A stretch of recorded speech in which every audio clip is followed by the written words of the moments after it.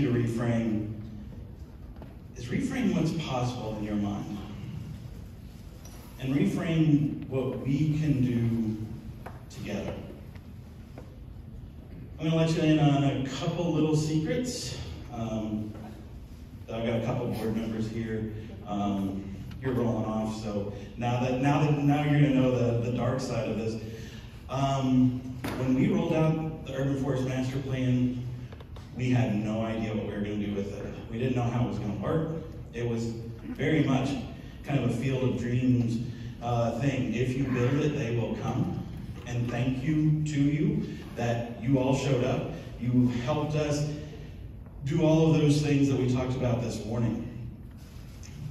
Another very little secret, we could have done better. And looking back, it was, wow, we didn't stay on top of this thing, or we could have done this thing differently. We could have done it better.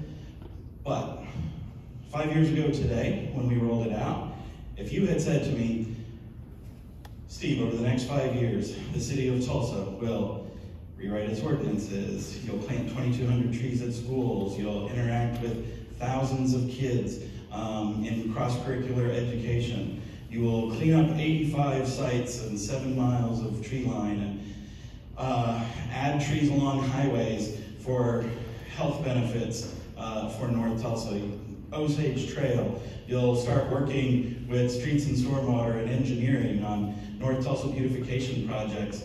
If you had laid all of that out 5 years ago, I would have said, there's no way we're going to get all that done. But together, we did it, all right? But we can do better, and we need to do better going forward. I want to talk about 244 and Highway 11 for just a minute. When I went to go present this to the city council as a concept, it was extremely popular. All the councilors loved it. Mayor Bartlett was there at the time. He loved it. In front of the chair at the time, the phone started ringing. Doesn't usually happen in the middle of a city council meeting. Chair picks it up, answers it. It's another city councilor, Jack Henderson, who was sick at the time. He said, I'm watching this on TGov, and I just wanted to call in. I like this so much. I want to be on record to make sure that this happens.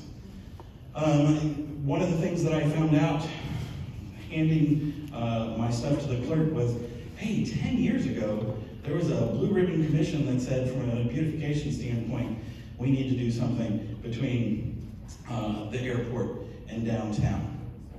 It was so popular that it took an additional 4 years to make it happen.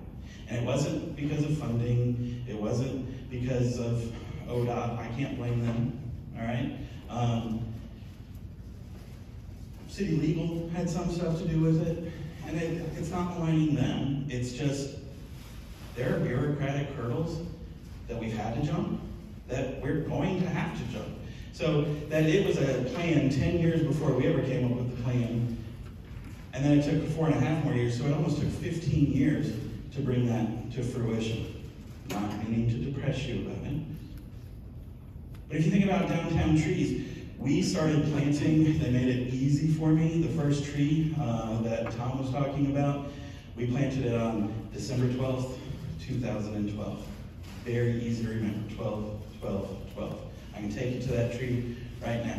Since then, we've planted more than 900 trees. We've more than doubled the number of trees and rights of way downtown. But one of the limiting factors was the ongoing maintenance. It has taken almost 7 years to get a plan for ongoing maintenance downtown.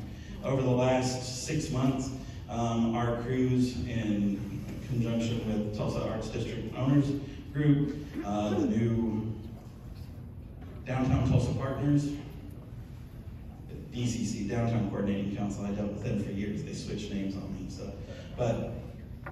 So we went from 15 years for one project. Now we're down to 5 to 7 years. City of Jinx, they called and said, hey, can you start planting in 3 months? We're getting better, right? At this geometric progression, like somebody could call us and we could go plant tomorrow. We will not go plant tomorrow. We'll call Oki, 72 hours, all of that, all right? Through this process, we've gotten better and better working together. But my challenge to you is, if we know there are going to be bureaucratic hurdles, we know we're going to have to get approval from the Department of Transportation, we know that we'll have to get sign-off from whether it's engineering, whether it's streets and stormwater, whether it's community groups, whoever it is. If we know those big, hairy, audacious goals that we want, some of them may take a little time. We need to start today. If we had waited to start when we rolled out the plan, we'd already been working on some things, many of these things would not be done. So going from here today, it is, what are those things that we're going to start? What do we have to help us make those cases? Both Paul and Kathy, they referenced the growth of research in urban forestry. So this is a representative of scientific journals on urban forestry from 1800 all the way over to the left, where not a whole lot of research into it. On the right, as it grows, that's through 2015. This was published in 2019. I can only imagine what these graphs would look like where we stand in 2021. We have all the data and research that will point to why we need to do the things that we've been talking about. So we have research and data on our side. Additionally, we have local successes. We've had what's been going on in Tulsa. We have how Edmond has been able to affect how their city looks and feels by their zoning, their ordinances, their planning. What Oklahoma City has done with Bricktown and making a river in the middle of the city where there wasn't one before, and what that means to economic development, tourism, and consumers.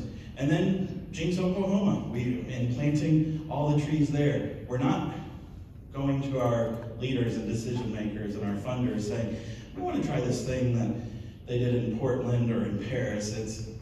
We can replicate what has already taken place here in our communities. We certainly have strong partnerships to get nearly 70 people to show up on a Thursday morning and devote 4 hours of their time to talk about trees. You are very strong partners, and you have helped make all of the successes come to fruition. We certainly have civic pride. The land we belong to is grand. People are very proud of their communities, and they want to show that. And I was talking to Grant, and he was just saying about small towns in Oklahoma, and they may just have storefronts, and one of the, as you drive through, one of the easiest ways to spruce up a community and for all the other benefits that trees provide is to plant trees.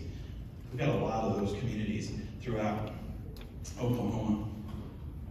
Unfortunately, we have a great philanthropic spirit here in Oklahoma. Certainly, we're very blessed here in Tulsa, both from giving of dollars, but we could not do what we do without the tens of thousands of volunteer hours that our volunteers donate to us each and every year. And then we've got community champions. We have people both in this room and outside this room who back these initiatives, who they are passionate about these.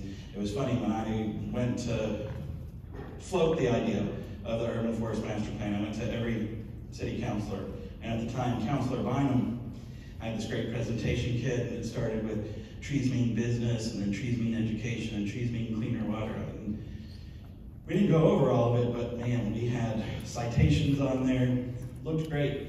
About 20 seconds in, and Councilor Bynum at the time said, wait, I get this. What do you need me to do? Now, I wasn't 100% certain. Did he really get it? But we had a very nice conversation. Flash forward a year, he's now Mayor-elect Bynum. He's giving a talk just a week before he gets sworn in. And it was to some green conservation group, I don't know. We were asked to go to the dinner. We went to the dinner.